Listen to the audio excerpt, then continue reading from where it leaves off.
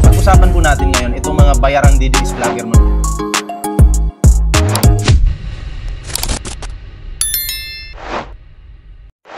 Pag-usapan po natin itong kupal.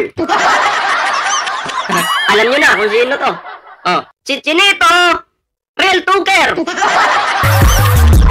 Oh. Ito'y konektado pa rin po kay Zaldico, ha? Tuwan-tuwa ang kupal. Noon galit na galit, ngayon tuwan-tuwa. Halatang scripted yung sinasabi ni Zaldico. Tuwan-tuwa pa.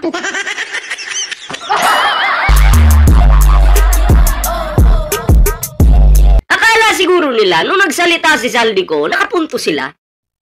Mali, nabuking agad ng taong bayan. Na-scripted lang ito, lalo pat binasa lang. Okay sana kung galing sa isip niya, puso niya, nagsalita siya sa screen. 'Di ba? Nagsalita siya. Ay, pwedeng paniwalaan yun. Pero wala eh. 'Di ba? Para siyang tanga doon, may nagbabasa pa. Anyway, nasa hindi pa po nakapag-like, share, subscribe. Mag-like na po kayo dyan. Tuloy po natin ang video, panoorin po natin at bigyan po natin ng reaksyon. Oh my God, mga lords. Breaking news. Thank you, Lord. Kumanta. Ulitin nga natin. Dinama yung Lord. Oh. Huwag yung gagamitin yung Lord sa mga walang kabuluhang bagay. Huwag. Tuloy nga natin. Oh my God, mga lords. Breaking news. Thank you, Lord. Kumanta na si Zaldico. Thank you, Lord daw. Dinamay pa si Lord sa kanilang kasinungalingan. Yun yung pangit yan. Idadamay mo ang ating Panginoon sa mga walang kabuluhang bagay. Diba? Alam nyo, mamamatay tao yung amo nyo. O, kriminal. Diba? Mga magnanakaw. Tapos may pa-thank you, Lord ka pa. Minumura yung Diyos. Oh. Oh. Minumura yung Diyos. Eh ano yan? Tama pa ba yan? May tama ka ba sa utak? Chinito Real Tuker? Mr. Chupador? Grabe. Iba na to mga pre. O, tuloy natin. Diba? At parang sa sinasabi niya, ang may pakana talaga ang presidente at yung speaker. Kupal. Pag tumai si Zaldico, kakainin niya po. si Zaldico pag tumai, kakainin niya. May pakana daw si Speaker Martin Romualdez, si PBBM, yun daw yung magnanakaw. Ngayon, sino yung may 7 chopper? Ayon sa nabasa ko dito sa comment, binasa ko. May chopper po si Zaldico. Si PBBM, ilan yung ano niya, nari-arian? May chopper ba? May 7 chopper ba? Di ba wala? Si PBBM yung sinasabi niyong magnanakaw, tapos sabi ni Zaldico, wala siyang ninakaw. Pero, may chopper siya. May 7 chopper siya. Paano yun? Halatang halata, di ba? Kasinungalingan nyo.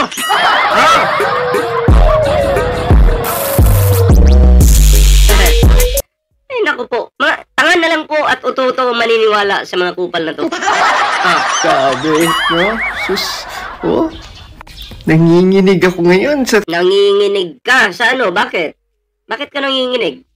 Hindi mo alam sasabihin mo? Mukha pa lang, May tama na. Nanginginig daw po siya ngayon. Ang tanong, bakit? Bakit ka nanginginig? Dahil ba alam mo sinungaling kayo? Ha? Wala yan. Yung mga sinasabi ni Zaldico. Wala yan. Walang kwenta yan. Diba? Pero, syempre, dahil alam kong gago kayo, uto-uto kayo, kakampihan nyo. Diba? Papalabasin nyo ngayong masama ang Pangulo. Iba kasi yung Pangulo puno ng bunga. At itong mapatay gutom na to, binabato po yung puno na to para makalamon lang sila. Yun po ang katotohanan dyan, mga pre. Tuloy natin. Totoo lang, grabe. No? Ano na? Ano na? Ano na? Sino yung nakulong? Ano na? Sino yung nagtatago? Ano na? Maniniwala po po ba kayo sa taong ito na si Zaldico na nagtatago? Ako po yung papaniwalaan ko, yung hindi nagtatago. Yung kayang humarap sa mga tao. Sige, tingnan nyo. Si Zaldico nasan ngayon? Hindi natin alam kung nasan. Nagtatago nga eh. Oh, maniniwala ba kayo dyan? Sige. Sabi ko nga, tanga lang po yung maniniwala dyan. Mga loyalista. Loyalista pa ba? Grabe, no? Sabi ko na eh, pag Sabi ko na, Barbie. Sabi ko na, tanga. Buhay pa pala yan, boss. Yes nga, ang payat na nito dati. Payat natin nito dati, di ba? Ngayon, nabuhay. Nabuhay po yung bangkay. mantay yung si Zaldico, sabi ko na. Imagine mo, in-instructionan daw siya ni in-instructionan siya ni Romualdez? Paano kung sabihin ko sa'yo ngayon, ay, si Zaldico nagbibiro lang yan. Si Zaldico, wala lang, pinapatawa lang kayo niyan. Ano, maniniwala ba kayo? Kasi ganun yung ginagawa ni Digong. Kahit umamin na si Digong na siya ay nagnanakaw, pero ubos na daw yung ninakaw niya, ang inyong depensa dyan, hindi, nagbibiro lang yung tatay namin. Paano kung yung strategy na ginagawa nyo ngayon, ganun din yung gawin namin? Ano? Diba? Pareho lang, diba? Pero hindi namin gagawin. Kasi alam namin talaga namin na itong walang kwentang kinang-inang Zaldico na to, talagang, kulang na lang lamunin yung pera eh. Diba?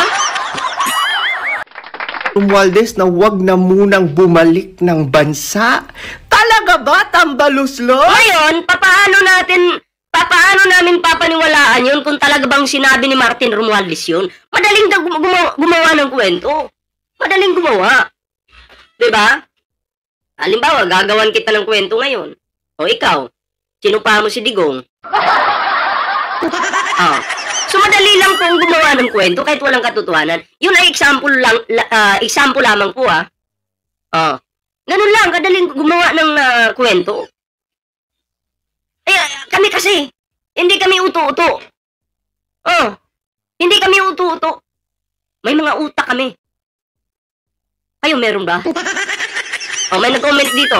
Nabubuang na si Ballpoint Man. Mabigat bulsa niyan sa daming suhol. Yes! Talaga! Tama ka! Malaki talaga yung sinuhol sa akin. Limpak-limpak na salapi yung natatanggap ni Ballpoint Man. Umami naman ako eh. Ikaw kasi YouTube, binabayaran mo ako eh. Si YouTube kasi yung may kasalanan dito. Bayaran ako ni YouTube eh. Ikaw YouTube, grabe ka. Wag mo naman akong susuhulan. Pinapahiya mo ako sa mga DDS. Binubuking mo ako. Wag naman ganon, man.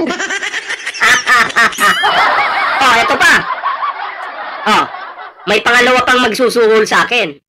Si Facebook. Kaso hindi pa ako monetize. Kaya wala pang suhol. Paano pag na-monetize ako? Ay, limpak-limpak na salapi na naman na rin. Yung kamay ko ay medyo nangangate.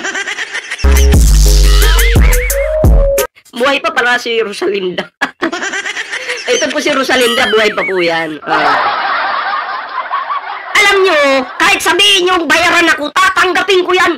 Bayaran talaga ako, matagal na. Ano pa bang gusto nyo? Umaamin na nga ako eh. Limpak-limpak na salapi ang natatanggap ko kay YouTube. Dalawa pa yung channel ko. Dalawa pa yung channel ko. Paano na yan? Kahit sabihin nyo bayaran ka Ballpoint Man, wala akong pakialam dyan. Ngayon, alam nyo na. Wala akong pakialam dyan. Ano ngayon kung bayaran ako? Sige nga, ano ngayon kung bayaran ako ni YouTube?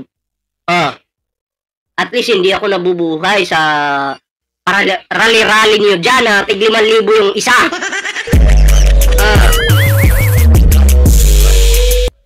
Dahil sa sarap ng buhay ni Ballpoint Man, ito, nagkakape na lang ako.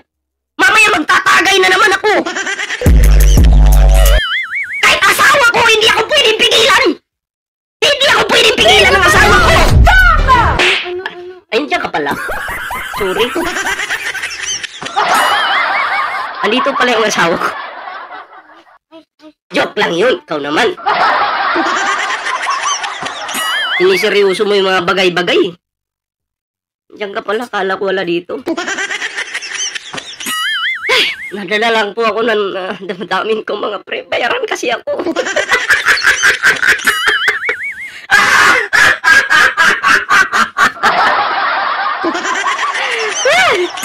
Ang sarap ng buhay ng mga bayaran. Yan, sila Sir Mike Cervera, bayaran ni YouTube yan.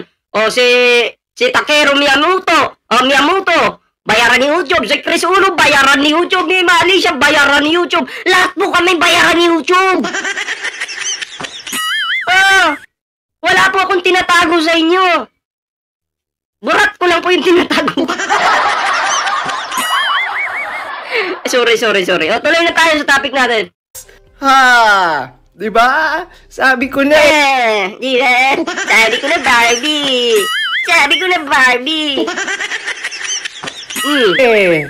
Diba?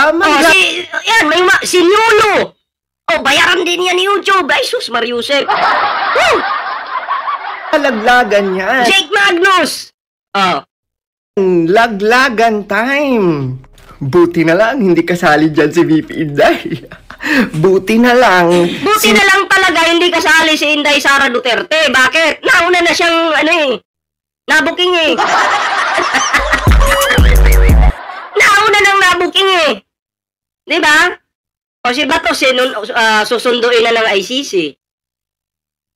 Sino kayang kasunod? Si Inday mo? Abangan mo lang. Relax ka lang. Abangan mo lang. Diba?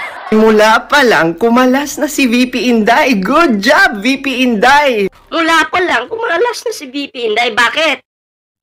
Dahil hindi abot ni VP mo yung administrasyon. Yung administrasyon matalino. Si Sara Duterte nung in-interview, sabi niya, ito katok pa. Ano yung sinabi ng Inday mo? Diba? Inday Saya Duterte. Bayad siguro. Kaya nagpakita na si Baklang Butiki. Ay, magsasalita ba yan kung hindi bayad? Diba? Alam naman natin sa TikTok walang revenue dyan. Sa YouTube meron. Kaya nga nagsasalita kami dahil may revenue dito. At syempre, ang kinakampihan namin, yung katotohanan, ayaw po namin sa may mga tama. Diba? Ngayon, sa mga loyalista diyang proud na proud pa rin. Proud talaga kami! Proud kami! At walang babago dun. Kay BBM! Makonsensya na kayo! Makonsensya na kayo sa tatay nyo, butot balat na lang daw. Oo. Diba? Butot balat. Yun yung dapat, ipag-pray nyo na lang siguro. Ipag-pray nyo na lang siguro si Digong para kahit pa paano, yung kalusugan niya, humaba pa yung buhay niya, ha? Humaba pa yung buhay niya. Kasi tayo po, mas masaya po tayo na buhay yung tao. Inulong dahil sa kanyang kasalanan para pagdusahan niya ba yung kanyang kasalanan? Maranasan niya. Yung mapagbayaran niya ng maayos yung kanyang kasalanan. Kaya, ipag-pray po natin si Digong na maganda yung kalusugan, humaba pa yung buhay, para yung kanyang kasalanan po ay mapagbayaran niya. Yun lang naman. Hindi ko po ipag-pray na siya ay matigok. Ayoko po ng ganyan kasi masama po yan. Hindi po natin gawain yan. Yung mga ganyang klaseng kademonyuhan. Hindi po natin gawain yan. Mas maganda pa nga, ipag-pray natin na umaba pa po yung buhay ni Digong.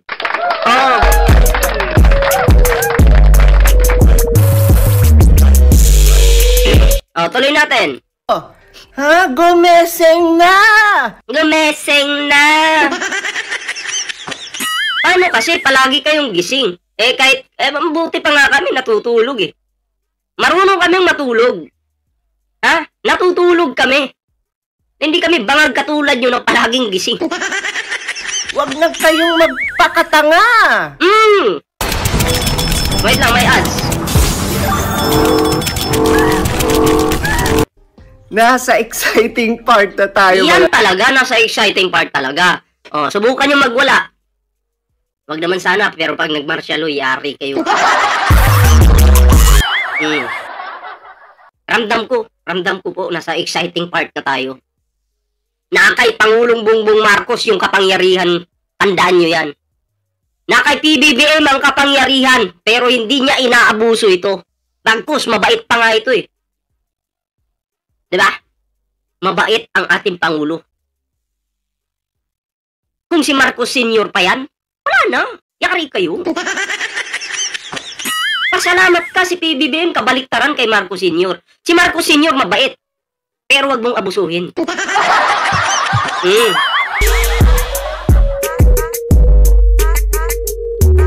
Sabi dito, ipipin ko puro kademonyohan lumalabas sa bibig mo yun. Matagal na akong demonyo. Kung hindi mo pa ako kilala, ako yung demonyo na nasa harapan mo ngayon. Yung sungay ko 5, nasa ulo ko lahat. Kaya kung ngayon mo palang nalaman na demonyo si Ballpoint Man, kilalanin mo na ako. Ako yung demonyo na matagal nang nabubuhay sa mundong ito. May sungay ako sa ulo, 5. Sa baba, 1. Isa yung sungay ko dun. Alam nyo na yun, ano yung ibig sabihin nun?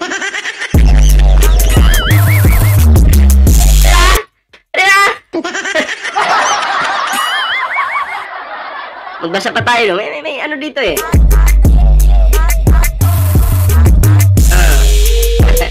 Tuloy natin. Lods, abangan ang mga susunod na kabanata. Wala na si Auntie Claire, no?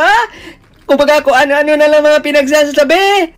Hoy, Auntie Claire, hindi po kami nagalit. Hindi kayo nagalit. Tapos? Naging masaya kami.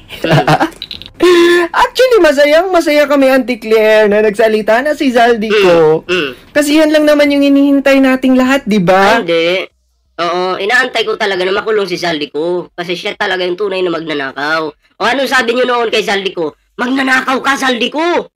Grabe yung pagnanakaw mo, Zaldico! Ikaw may sabi niyan. Lahat kayo may sabi niyan. Zaldico! Uminura niyo pa si Zaldico dahil magnanakaw si Zaldico. Ito, inubos mo yung pera ng taong bayan. Magnanakaw ka, Zaldico.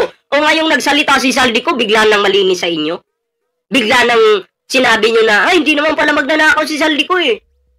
Si BBM naman pala, di ba? Mga tanga kayo, di ba? Akala ko ba magnanakaw yan? Tapos ngayon hindi na. Ang sarap mong batukan sa utak. Di ba kakampi nyo dati si Zaldico?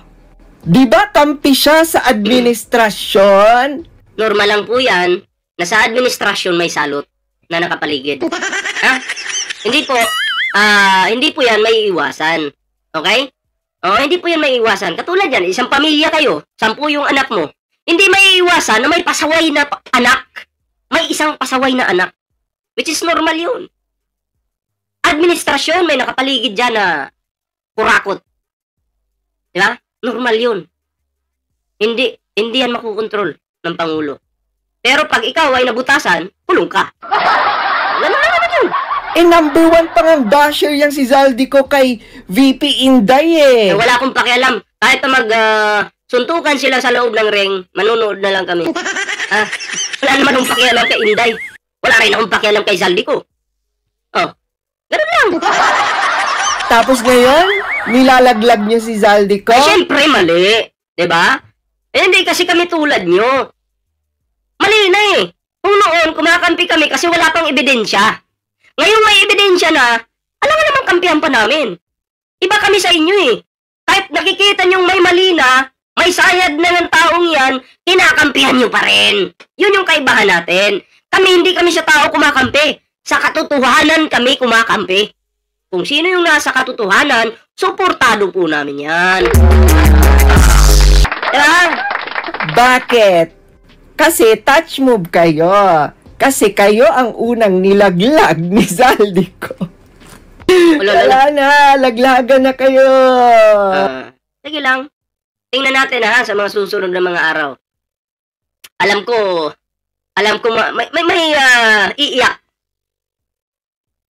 May mabubuking. Sino ang nasa likod ni Zaldico? Sino ang nasa likod ni Zaldico? Yun yung tanong. Naku, kabang-abang yan. Malalaman natin yan. Gagamitin mo pa ang taong bayan? Hoy, Auntie Claire, hindi kami galit. Actually, masayang-masaya pa kami at saludo pa kami sa ginawa ni Zaldico. And we want more. Parang kayo naman ata itong galit. So yan po mga So, yun lang yung, video ng batang payat na to. No? O, tuwan-tuwa siya. Napakabobo, grabe. Sabi nila noon, magnanakaw si Zaldico. Nung nagsalita si Zaldico, bigla na silang kampi sa kanya. Kay Zaldico, hindi na daw magnanakaw. Ang sabi nyo sa amin, ang sabi nyo sa amin, noon kakampi nyo si Zaldico. Ngayon, bakit bigla nyong nilaglag? Eto naman yung banat ko sa'yo. Noon, kalaban nyo si Zaldico. Diba? Kinasusuklaman nyo, minumura nyo, diba? Winawalang hiya nyo. Bakit ngayon bigla nyong minahal na si Zaldico? Bigla nyo nang minahal si Zaldico ngayon. Tuwan-tuwa na kayo ngayon kay Zaldico. Di back to you. Diba? Kayo mga pre, anong reaction nyo? Anong komento nyo dito sa video ito? Comment down below para mabasa po natin yan.